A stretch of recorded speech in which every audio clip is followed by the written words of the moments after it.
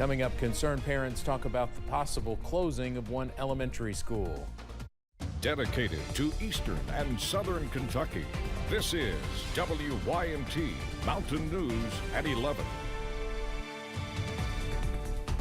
Good evening, I'm Steve Hensley. A community meeting was held in Letcher County tonight where folks came together to urge school leaders to keep one elementary school open.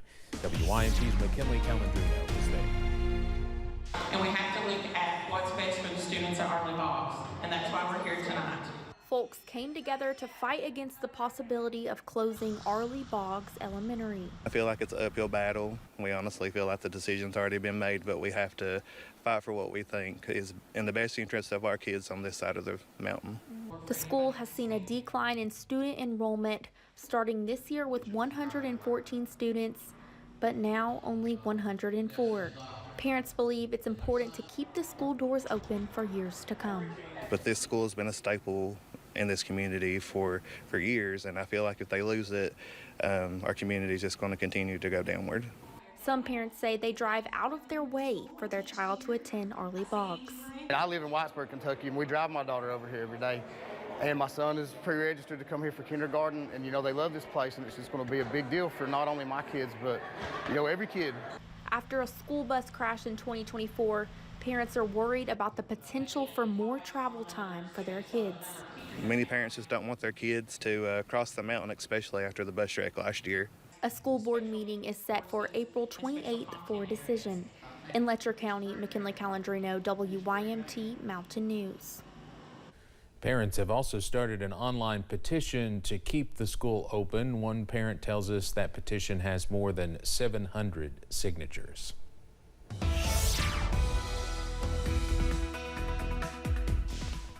So we had a gorgeous day throughout eastern Kentucky. Temperatures were in the upper 60s and low 70s, and we stayed mainly dry. Here's a look at live pinpoint Doppler radar. All is quiet throughout eastern Kentucky, and that's going to pave the way for nice weather for the day on Friday.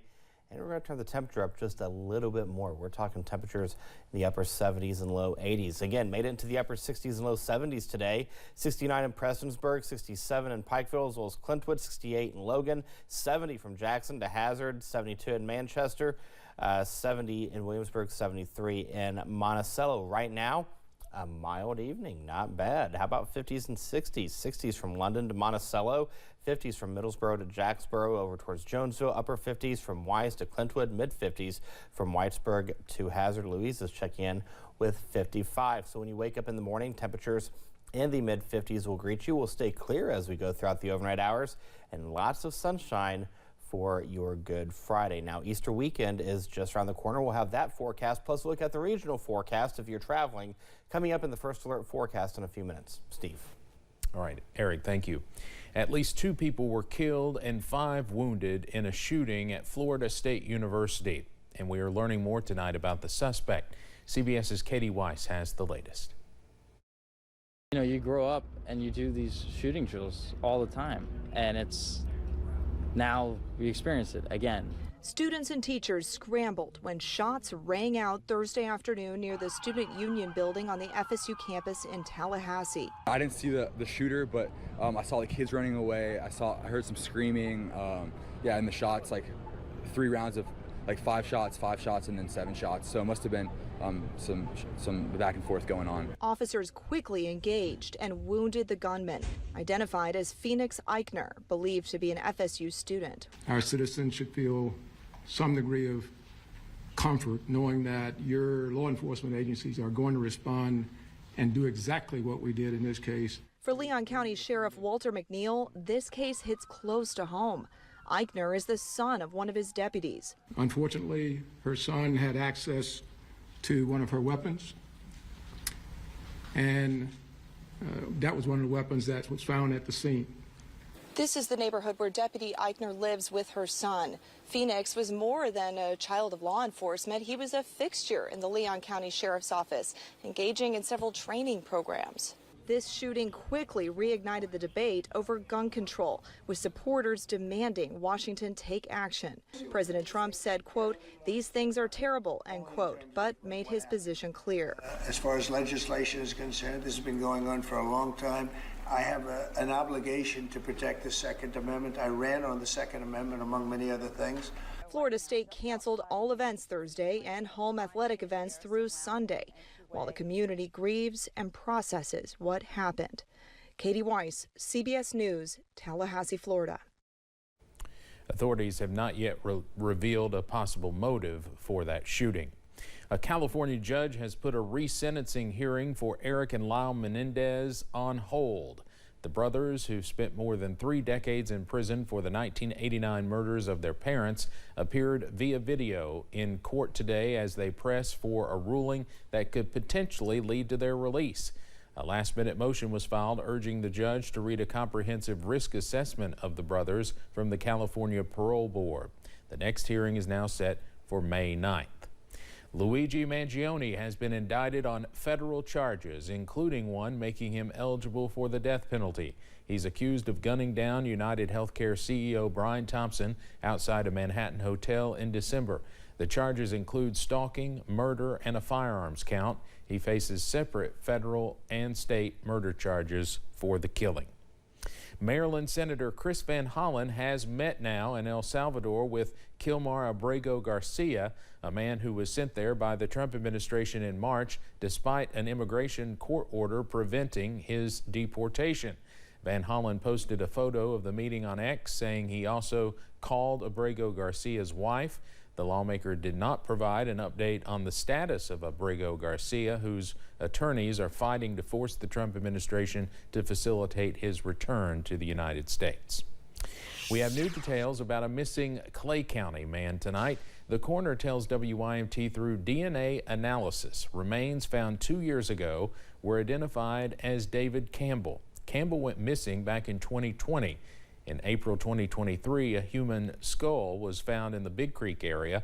We are told the DNA process to link the skull with Campbell was a joint effort between KSP, the State Medical Examiner's Office, and a laboratory out of Tennessee. The State Auditor's Office is now investigating the Kentucky Office of Medical Cannabis and the license lottery process. Auditor Allison Ball says her office continues to receive complaints about how the Office of Medical Cannabis administered the lottery process. Madison Carmouche talked to a farmer who says he's been in contact with the State Auditor's Office about the process. So we just want answers. For co-founder of Kentucky Farmed, Michael Adair, the medical cannabis industry seemed like the next logical step after growing hemp for several years. So when his investor reached out to him about the Kentucky Office of Medical Cannabis lottery, the process began. We have the space. We have just over 5 acres of greenhouses in Paris, and so they wanted to go for cultivation of medical cannabis. Adair says he and other farmers he knows began growing hemp because they believed this would offer them priority in Kentucky's medical cannabis sector. And I know that they can't give everyone a license or whatever, obviously, and play favoritism in a sense, but at the same time, don't tell people one thing, because the Kentucky hemp farmers and just farmers in general, people feel like they were bait and switched. Once he learned a majority of cultivators awarded licenses were not based in the Commonwealth, that's when Adair says he started his own research, which he later presented to Kentucky's Attorney General, Auditor, and Office of Medical Cannabis offices. And I'm not mad at the other people. There's plenty of people that game the system. They game the system. We're upset that the administration, the Office of Medical Cannabis, allowed it to happen.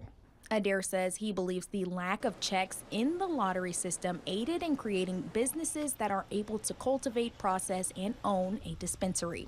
In Lexington, Madison Carmouche, WKYT.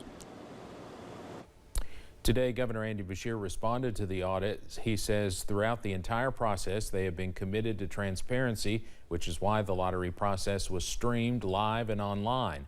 The governor says no one has filed a legal claim challenging Kentucky's medical cannabis laws or the Office of Medical Cannabis's regulations, and he says those coming forward with concerns went through the full process and did not complain until after not being selected in the lottery.